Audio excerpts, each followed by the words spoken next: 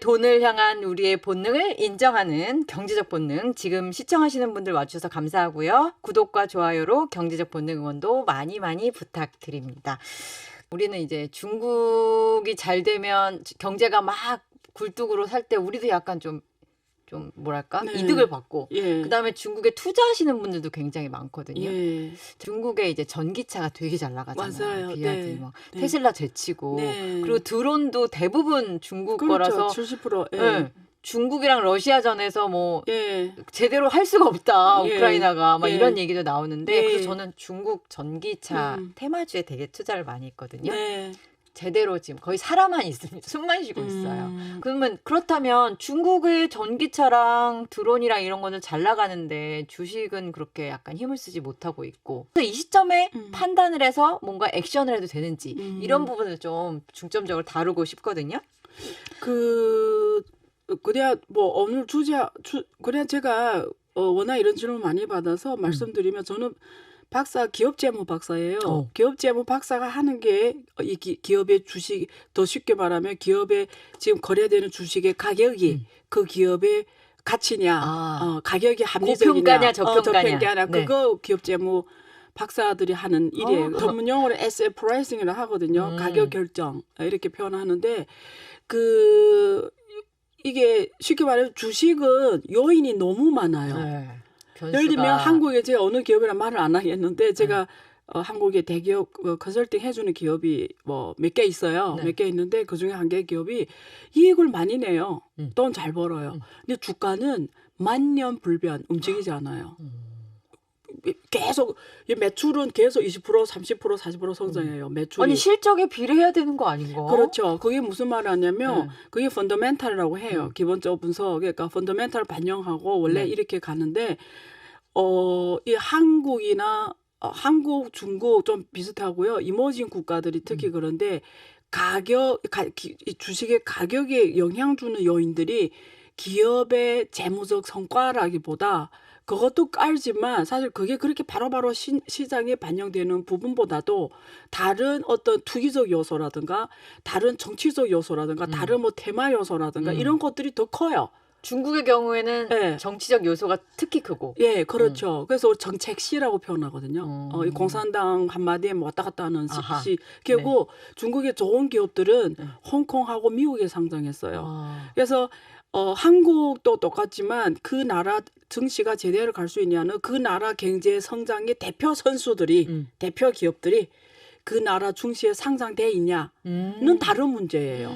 예를 들면 중국의 세계적 기업 알리바바는 미국에 상장돼 있잖아요. 네. 예를 들면 텐센트는 홍콩에 상장돼 있고 무슨 말이냐면 돈은 중국에서 버는데 그 자본적 성과는 홍콩 사람이나 미국 사람들이 세계적 사람들 갖고 가는 거죠. 네. 돈은 중국에서 벌어가지고. 저는 그래서 왜 중국 정부가 이걸 그대로 냅두는지가 좀 이해가 안 가더라고요. 예, 그러니까 무슨 말이냐면 주식 가격에 영향 미치는 요소가 너무 많은데 만약에 이 공부를 전문적으로 하지 않은 사람도 주식 투자를 한다? 중국에서 일단 중국이든 뭐든 한국이든 한국 주식 투자, 미국 주식 투자든 지금 벌써 전기차 했다는 건 테마주거든요. 어떻게 보면 이게 뭔지를 모르고 하는 분들이 대부분이라는 거예요. 네. 근데 그렇게 하면 성공하는 게 이상한 거예요. 아, 그런 거예요? 네. 왜 악담을? 제가 기자님을 좀 까는 게 아니고 대부분 그렇다는 거예요.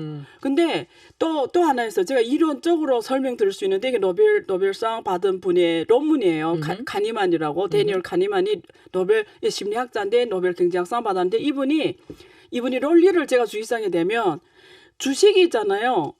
가격을 자주 확인할수록 샀을 거 아니에요. 그죠? 그러면 가격을 또 요즘에 스마트폰 시대잖아요. 그냥 앱에 들어가 쉽게 매일 하루라도 오전에 막 10차례씩 확인할 수가 있잖아요. 그러면 오늘 올라니 떨어지니 빨간색이니 파란색 다 보이잖아요. 그 사람 이론을 제가 대면 주식을 반복적으로 확인하고 할수록 수익률이 마이너스예요. 그게 왜 그러냐면 사람의 이게 누구나 다 그렇다는 거예요. 사람의 기본 심리가 돈을 버는 데보다 손실에 민감한 거예요. 행동경제학. 그 손실에 너무 타격이 크구나. 그렇지. 행동경제학이 behavioral finance죠. 그러니까 돈을 똑같이 10,000원 벌고 10,000원 잃었다고 했을 때 10,000원 잃은 게 나한테 주는 타격이 너무 손실 타격이 너무 커서 기쁨 대비. 예, 기쁨 대비. 그러니까 올라갔을 때 떨어졌을 때 사람이 떨어질 때 안 팔게 돼요. 왜 안 팔게 되냐면 타격이 너무 커서 이거 갖고 있으면 어느 날인가는 오를 올라가겠지. 거야. 근데 올라간 거는 팔아. 어. 그러면 사람이 장기간 갖고 가면 내 손에 매 손실 나는 주식만 점점 갖고 있고 올라간 주식은 조금 더 벌었으니까 팔다 보니까 내 포트폴리오가 어떻게 돼요? 손실만 갖고 있으니까 그만 때리세요 이제. 네. 그러니까 무슨 말이냐면 네. 주식을 할 때 제일 좋은 방법이 그렇게 하는 게 아니에요. 주식은 5개로 저거 안 하면 좋고요. 맥시멈 10개는 절대 저거 하면 안 돼요. 근데 5개를 선택할 때 어떻게 선택하냐면 기업의 주가를 보고 하는 게 아니고 네. 만약에 재무제표. 저보다 모르는 사람이면 배당 수익률을 봐야 돼요. 네. 그러니까 그거 다 데이터 찾을 수 있어요. 요즘 플랫폼이 너무 좋아. 네네네. 그러면 주식을 고를 때 들어가서 배당 수익률이 예를 들면 30%짜리 많아요. 20%짜리. 네. 그러면 내가 만 원 딱 투자했으면 예를 들면 거기에 30% 배당을 주는 거예요. 그럼 3,000원 배당을 가져. 그럼 나는 그냥 은행에 예금하면 5%밖에 못 받아. 근데 이 주식 사면 배당 수익률 30%. 그러는 와중에 가격이 올라서 땡큐. 떨어져도 상관없어. 땡큐. 떨어져도 상관없어. 어. 왜? 배당 배당을 수익률 받으면 되니까. 있으니까. 그래서 모르는 이걸 계속 갖고 가는 거예요. 그리고 계속 언즘에 가는 거죠. 그게 워린 버핏가 그렇게 한다라는 거잖아요. 네. 그러니까 무슨 말이냐면 모를 때는 그렇게 하는 건데 중국 주식의 장점은 배당이 높은 수익률이 배당 수익률이 높은 게 많아요. 왜 그러지 않아요? 중국 공산당이 네. 명령을 내렸어요. 이제 인민들한테 수익을 좀 줘라. 그래서 배당 수익률을 얼마나 해라고 규정을 했어요. 전체 매출의 30%는 배당을 해라. 이익의 30%는 배당을 해라. 이익에 무조건 나눠줘라. 그래서 배당 수익률을 확 올려놨어요. 그렇기 때문에 이런 주식을 골랐으면 지금 떨어져도 급할 필요 없어요. 알겠습니다. 예금 이자처럼. 네. 그리고 전기차는 중국이 세계 1위입니다. 네. 그래서 이게 이제는 그러니까 우리가 지금까지 전기차 이 경쟁 시장의 경쟁 상황이 어땠냐면 지금까지는 전기차 경쟁이 뭘로 경쟁하냐면 전동화, 전기화 누가 빨리 하냐, 누가 가성비 좋게 빨리 하냐에 따라서 그 전기차 회사의 경쟁력이 결정됐으면 앞으로는 어떤 전기차가 이 회사가 길게 가냐면 앞으로는 지금까지는 전동화 시대라고 하면 앞으로는 지능화 시대예요. 진흥화. 이 전기차 회사가 누가 지능화를 잘하냐에 따라서 이 전기차 회사의 가격이 달라질 거예요. 전기차가 이제 컴퓨터가 돼야 되는군요. 예. 그걸 잘하는 기업이 멀리 갈 거예요. 저 그러면 또 저는 항상 꼬여 있거든요. 예. 그래서 AI를 예. 얼마나 많이 탑재하느냐가 이 말씀하신 그렇죠. 전기차의 어떤 경쟁력을 결정 지을 것 같은데. 그렇죠. 그러면 지금 미국이 유럽이랑 다 같이 어깨 걸고 우리 저 나라에는 고사양 저희 전기 반도체 팔지 맙시다 하고 있잖아요. 그렇다면 중국의 독주가 예. 좀 힘들어지지 않을까라는 생각이 좀 드는데요. 그냥 하나만 AI는 이래요. 결론 내면 AI는 기초 과학은 그러니까 우리가 비유를 들면 숲을 갔어. 막 앞에서 숲을 자르면서 길 내는 거는 미국이에요. 네. 근데 뒤에서 막 온갖 작기를 부려서 돈 버는 건 중국이에요. 중국이 뭘 잘하냐면 기초산업 네가 하고 꼭 그렇게 해라는 게 결론이 그렇게 됐다는 거지. 그러니까 미국은 인프라 기술을 잘해요. 이 전체 시스템 돌아가도록 하는 인프라 있잖아요. 이런 걸 잘해. 원전 기술도 잘 만들고. 그러니까 그 걔네 최고지. 근데 응용은 중국이 잘해요. 응용을 잘한다. 돈 버는 재주는 그러고 중국이 보니까 잘 전기차랑 드론이 다 그런 거네요. 그렇죠. 핵심 원천 로봇. 예, 다 미국에서 왔죠. 근데 그걸 가지고 비즈니스 모델을 만들어서 시장을 확장해가고 확 키우고 막 나가는 거는 중국이죠. 시장에 뿌리는 거는. 예, 중국이 그런 걸 잘해요. 그래서 AI 시대에 그 데이터가 구체적으로 나와 있어요. 응용 영역에서는 중국이 절대적이에요. 절대적 80% 이상이 중국에서 나옵니다. 응용은. 그래서 앞으로 근데 응용하려면 데이터가 있어야 돼요. 아무리 미국이 고첨단 기술을 개발해도 데이터 없으면 맞짱 꽝이에요. 그렇죠. 예, 그러니까 이 데이터 세상을 어느 나라가 더 빨리 만드냐, 제도를 누가 더 빨리 하냐, 표준을 누가 더 잘 하냐에 따라 미래 디지털 세상, 빅데이터 세상이 달라질 건데 특히 자동차가 그래요. 왜 테슬라 중국 갔겠어요? 중국은 가서 볼 수 없는 데이터들 다 있고 편하게 다 해볼 수가 있는 거죠. 근데 이 선진국은 데이터부터 민감한 국회, 그쵸. 국회에서 싸움하다 세월 다 보내고 이런 상황이잖아요. 그러니까 지금 중국에서 이런 게 빨리빨리 가는 거죠. 그런 면에서 이제 진흥화 시대에 중국은 미국이 지금 때리는 것 중에 지금 엔비디아가 있어요. 엔비디아 중국에 수출하지 말라. 그러니까 고사양 반도체를 예. 생산하는 기업. 근데 엔비디아 웃기는 게 여기 그 창업자가 대만계 중국인이잖아요. 잭슨황. 예, 잭슨황이. 근데 그 어떻게 하냐면 미국이 주지 말라면 안 줘요. 안 주는데 중국 맞춤형으로 조금 돌려서 좀 하단을 그것보다 낮은 거. 아, 사양이 그렇게 높지 않은 거. 네, 아는 거 중국인 맞춤형으로 또 새로 개발을 해서 보내주고 이러거든요. 근데 저는 아무리 미국이더라도 이게 돈의 세계는 냉정한 자본주의잖아요. 거야. 자본주의잖아요. 우리는 네. 어디 살죠? 자본주의 살잖아요. 자본의 힘이 결국은 이게 정치인들은 임기가 있잖아요. 네. 자본가는 임기가 없잖아요. 근데 자본의 힘은 이렇게 못 가면 이렇게라도 가는 게 힘이니까 결국은 언젠가 시간의 문제지. 할 수밖에 없고요.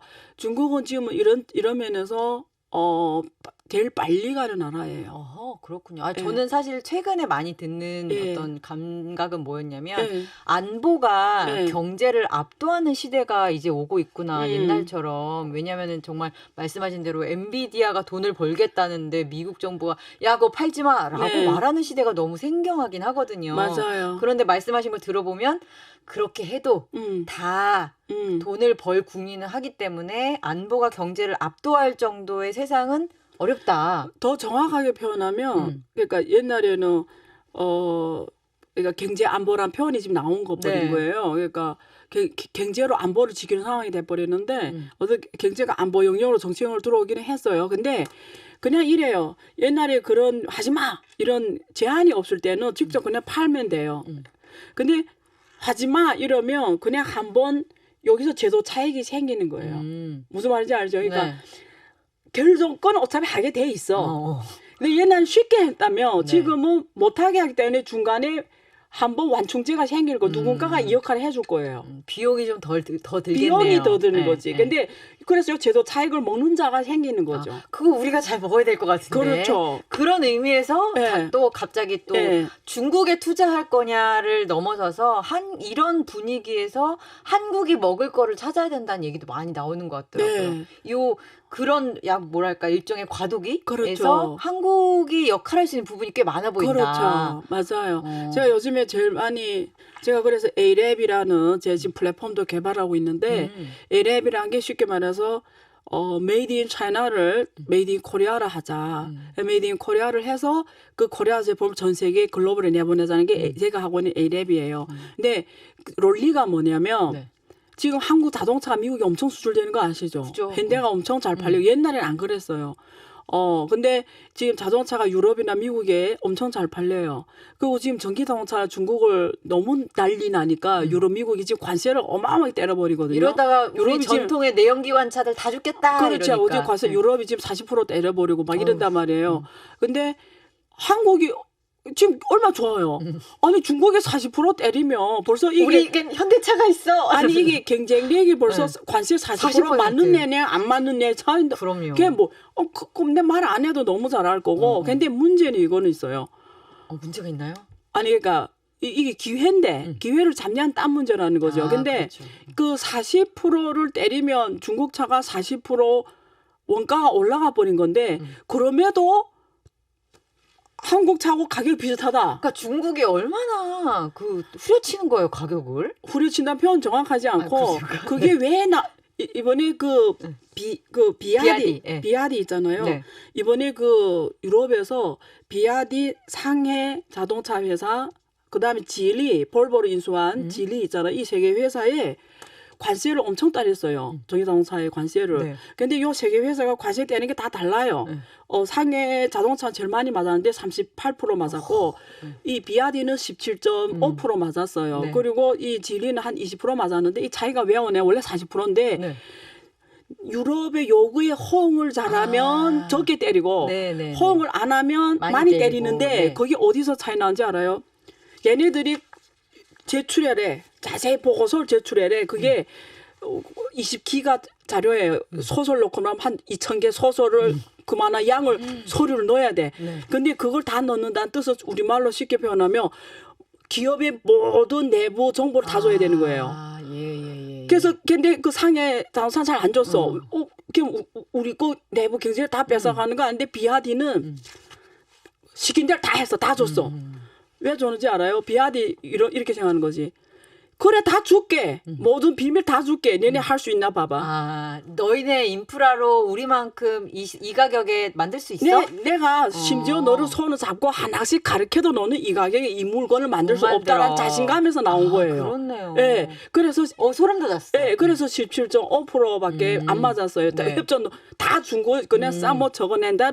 그게 진짜 그 설문지에 보면 그냥 내부 비밀 다 빼가는 거예요. 그래요? 근데 그걸 다 줬다라는 건 뭐예요? 와, 자신감 장난 그래 아니네. 봤다 니네 너네도 못 만들어. 내 가르쳐도 못한다라는 거예요. 근데 그게 이 자신감이 어디서 오는 두 가지. 하나 기술 경쟁이 당연히 있고요. 세 번째는 중국만이 갖고 있는 공급망 생태계예요. 이건 전 세계 어느 나라도 없습니다. 나라도 넓고 이게 자원도 많고. 기업이 혼자 해서 되는 게 아니에요. 물류 조달 비용부터 시작해서 그다음에 거기 들어가는 몇만 개 부품의 공급부터 시작해서 다 따라줘야 그 가격이 나오는 거예요. 근데 예를 들면 똑같은 비아드 미국 가서 해서 그 가격 만들어내나 못 만들어내는 거. 왜? 물류 비용도 다르고요. 월급부터 다르고 거기 공급을 하려고 주문을 하려고 공사도 없어.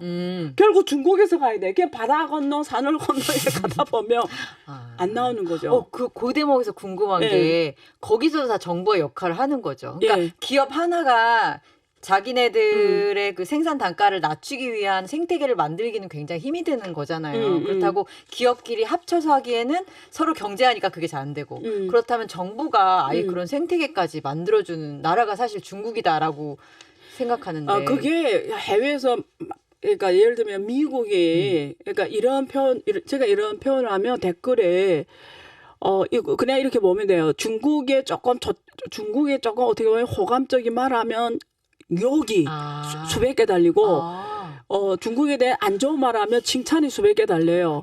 그럼에도 불구하고 제가 솔직한 얘기를 해줄게요. 팩트를 얘기해 주시면 되죠. 근데 상대방 듣는 사람도 이게 팩트인지 아니면 그냥 자꾸 의심하니까 뭐 예를 들면 무슨 말인지 색안경을 끼고 보면 끝없이 보잖아요. 그러니까 그런 건데 할 수가 없어요. 근데 제가 정말 여기서 왜냐면 이게 결국 제가 이렇게 말해주는 게 한국에 도움이 돼서 그래요.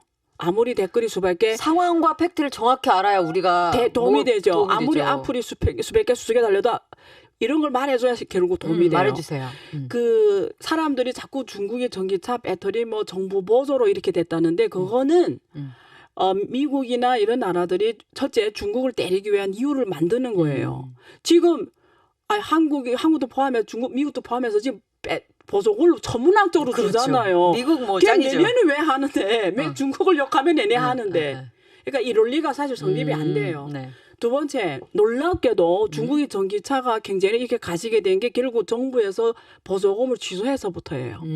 살겠다고. 아니에요. 살겠다고. 그러니까 보조금을 그러니까 석유 자동차에서는 중국의 경쟁 자체가 아예 없어요. 완전 외자차 세대예요. 중국 국내 자동차 시장도 외자차가 다 그냥 점령했어요. 중국 국산은 명함도 못 내밀었어요. 그래서 중국이 외국 기업과 합자하면은 우리도 자동차 산업을 키울 수 있다고 생각해서 합자를 했어. 북경하고 현대가 합자 50년 했잖아요. 근데 실패. 그걸 10년, 20년 해봤자 핵심 엔진 기술을 중국이 못 갖고 가는 거예요. 그래서 그때 딱 정리된 거지. 아무리 해도 안 되는구나 이거. 그래서 전략적으로 전기 자동차를 하자고 국가가 방향을 세웠죠. 그러니까 키우려면 어떻게 해야 돼요? 보조금 줘야죠. 그래서 2008년 특히 2010년 엄청난 보조금을 줘요. 근데 보조금 주다 보니까 어떤 일이 발생하지 알아요? 일일이야 하나 어중이들이 그 돈을 타 먹으려고 별별 게 다 이 시장에 들어와 있는 거예요. 경쟁력이 없으면서 막 서류를 만들어내 하는 것처럼 하면서 돈을 타 먹으려고. 그럼 봐봐요. 엔지니어는 여기 10명밖에 없어. 근데 1000개 기업이 들어와 있어. 그럼 이 엔지니어 몸값부터 어떻게 되겠어요? 천문학적으로 가고 기업의 입장에서 코스트 다 올라가 버리죠. 그러니까 좋은 애들도 죽어버리는 거예요. 이 어중이 와서 정부 자금을 그래서 그거 이렇게 한 10년 뒤에 효과 없는 거예요. 중국 전기 자동차 이렇게 된 게 최근 2, 3년 일이에요. 그 보조금 내내 결국은 다 같이 망하게 된 거예요. 그래서 정부에서 이게 이게 장기간 하니까 데이터가 쌓일 거 아니에요. 이건 아니다. 지금 반도체 똑같아요. 왜 반도체 못 썼는지 알아? 이런 일이 너무 다 먹으려고 이런 별게 다 와서 붙어 있는 거예요. 실제는 못 아니 하면서. 뻥은 중국 뻥이라는 얘기도 있어요. 뻥을 되게 잘 친다고. 근데 그래서 그 전기 자동차 있잖아요. 그렇게 하다가 보조금 줄이기 시작하고 취소하기 시작했어. 이거 몇 년에 먼저 선포했어. 몇 년에 걸쳐 취소한다 이래. 그 경쟁력 있는 사람들만 그때부터 남았구나. 보조금이 없으니까 없는데 다 죽어버린 거지. 그럼 어떻게 돼요? 네. 일단 시장이 열리는 거지. 네. 시장이 집중되게 되고 이제 엔지니어 원가가 떨어지게 되고 모든 비용이 줄어들게 되고 더 집중이 되니까 규모의 경제에서 확 커지고. 그래서 사실은 진짜 찐만 남았네. 네, 중국 전기차가 이렇게 될 수 있었던 거는 오히려 보조가 아니라 제가 결론 내드릴게요. 듣는 분들한테 보조로 한 산업을 키울 수는 없어요. 근데 그런 산업이 있어요. 석유화학 산업이라든가 이런 중화공업은 초기 자본이 많이 들어가는. 예, 그런 거는 이게 사실 필요해요. 근데 이렇게 B2C라고 해야 되나? 이 사람들이 써야 되는 이런 거는 절대 보조금으로 세계적 기업을 키울 수가 없어요. 이게 여러분들 정신 차려야 돼요. 이걸로 계속 이유를 대잖아요. 내가 손해예요. 우리는 시야를 바꿔야 돼. 얘네들이 왜 이렇게 할 수 있지? 차이가 어디서 나지? 한국 정부도 똑같아요. 네. 이게 어디서 오는 거지? 보조금이야? 보조금 줘봐. 맨날 줘봐. 되네. 한국도 이런 현상 존재해요. 정부가 보조금 줘버리니까 오중이 또중이들 계속 보조금 타먹는 거예요. 오중이 떠중이 되게 싫어하시나 봐요. 지금 막. 아니 국가 돈을 세금을 그냥 타버리잖아. 맞아요. 그거 다 우리 돈이잖아요. 못하면서 결국 시장을 다 죽여버리고. 그러니까 저는 철저한 사실 시장주의자예요. 놀랍게도. 왜냐면 절대 그 경제학자 아기온이라고 있어요. 한 나라가 강한 국가가 된 거는 부국이 될 수 있었던 거는 제일 중요한 게 경쟁이 있었기 때문이라는 그게 논문도 있어요. 경쟁이 사람을 키우고 경쟁이 기업을 키우고 경쟁이 국가를 키우는 거지. 정부가 보조금 줘서 다 같이 망하는 길이에요. 이미 중국이 그 부분에서 학습을 해서 지금 현재 중국에서 네. 굉장히 잘 되고 있는 산업은 오히려 외국에서 주장하는 것처럼 보조를 받은 산업이 아니라 진짜 경쟁력을 가진 찐들만 남았다. 그렇죠. 이런 얘기인데요. 그러면 중국에 투자를 해야 되냐 말아야 되냐라는 또 얘기로 들어왔을 때 아까 설명해 주신 것은 이제 투자자의 어떤 기본 소양에 대해서 어떻게 설명해 주신 것이라면 그러면 중국에 내가 그러면 투자를 해도 될까라는 얘기를 들으면 저는 사실 교수님의 얘기를 들으면 가능성이 있는 나라다. 망해가는 나라 같아 보이지 않고 워낙 그리고 우리가 또 역사를 통해 알고 있지만 저력이 있는 나라인 건 맞잖아요. 자원도 많고. 그래서 그게 정부의 힘이든 아니면 수많은 자원 중에 하나가 튀는 것이든 투자로서의 가치는 충분히 있는 땅이다까지는 알겠거든요. 그렇다면 어디에 투자하는 게 좋을까? 그 어떤 분야? 혹시 오케이. 시점 이런 게 있을까요? 오케이. 일단은 섹터를 말씀드리면 지금 글로벌 공급망이 쪼개져요. 옛날에는 전 세계가 하나의 공급망으로 돌아갔어요. 그러면 여기서 예를 들면 호주나 브라질 원자재를 공급해서 원자재를 팔아서 달러를 벌어서 잘 먹고 잘 살았고 네. 러시아나 오펙 국가들은 석유나 가스를 팔아서 달러 벌어 잘 먹고 잘 살았고 미국은 세계 중앙은행 역할을 했죠. 달러를 막 찍어서 전 세계 우리가 쓰는 달러가 나오는 거 우리가 성장 같이 하는 거고 서유럽이나 미국도 소비 시장 역할을 했죠. 사주는 거죠. 만드는 거. 그러면 자원도 없고 사람 이게 한국처럼 아무 자원 없나 어떻게 해야죠? 머리를 써서 R&D를 해서 가성비 좋은 물건을 만들어서 수출해서 달러를 벌어서 잘 먹고 살았죠. 이걸 제조국가라고 해요. 제조국가가 3단계로 나눴어요.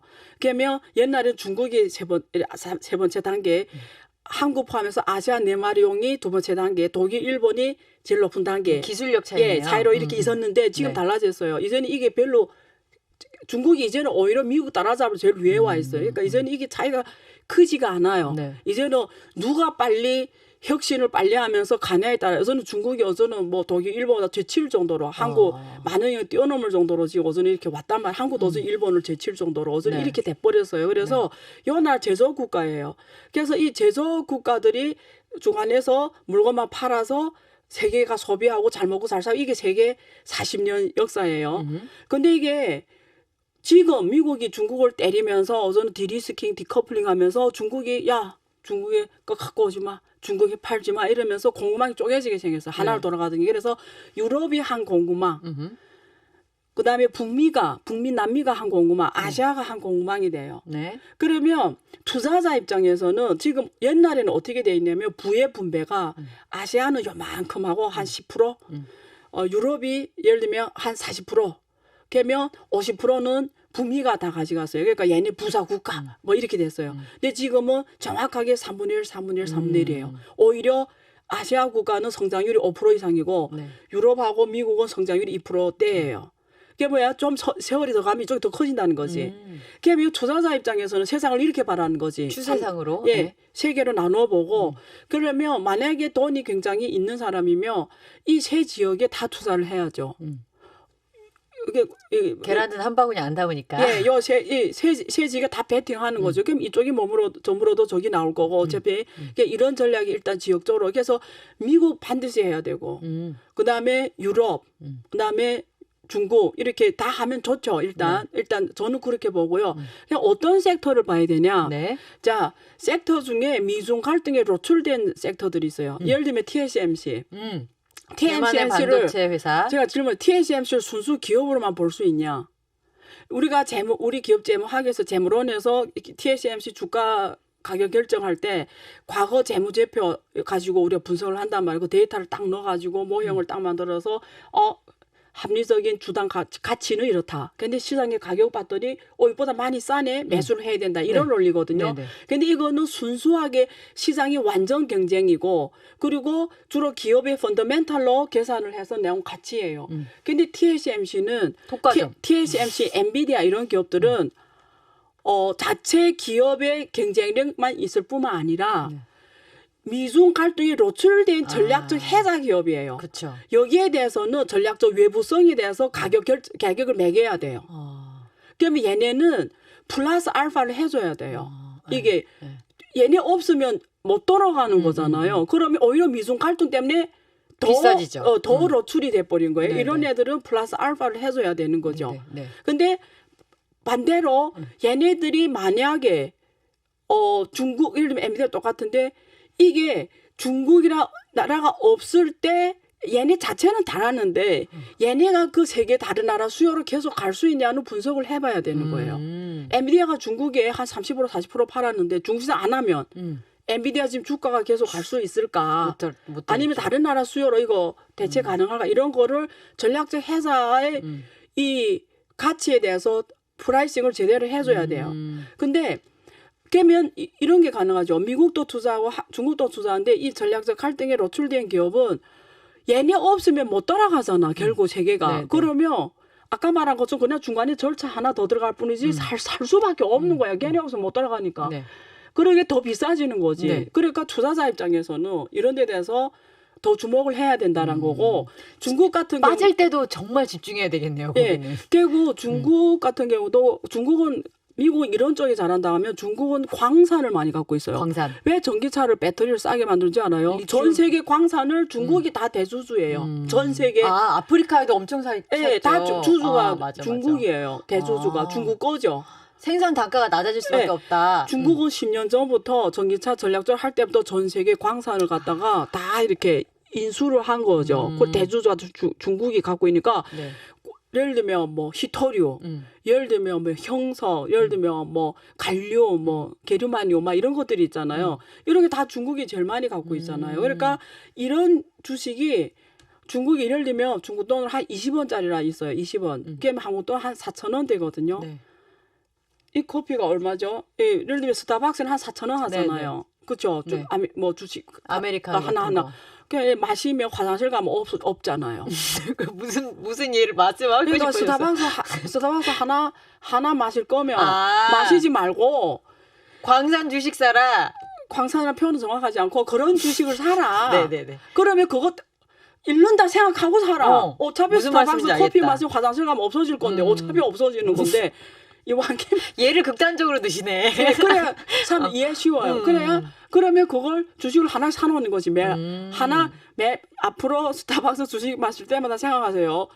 중국의 그 미중 갈등에 노출된 주식이 하나씩 없어진다고 생각하면 그걸 매 하나 사면 1년에 250을 거래해야 되면 250주예요. 한번 마실 때마다 내 주식 하나가 없어진다고 그렇죠. 생각하니까 되게. 그리고 그들도 배당이 많은 주에 속하나요? 그래서 보통? 배당이 많은 주식이 있고 그 배당이 와중에? 안 한 왜 성장해야 되니까 안 한 주식도 있는데 그런 것들을 종합적으로 해서 그러니까 결국은 투자자는 근데 이렇게 생각하면 돼요. 가격을 보고 네. 보통 사는 거예요. 내 요 가격에 들어갔을 때 요 가격이 나와야 돼. 이러니까 자꾸 손해를 보는데 맞아요. 그렇게 안 생각하고 예를 들면 이제 그 광산 기업 있잖아요. 히토류 같은 광산 기업이 예를 들면 내 이 기업이 대주주라고 생각해봐요.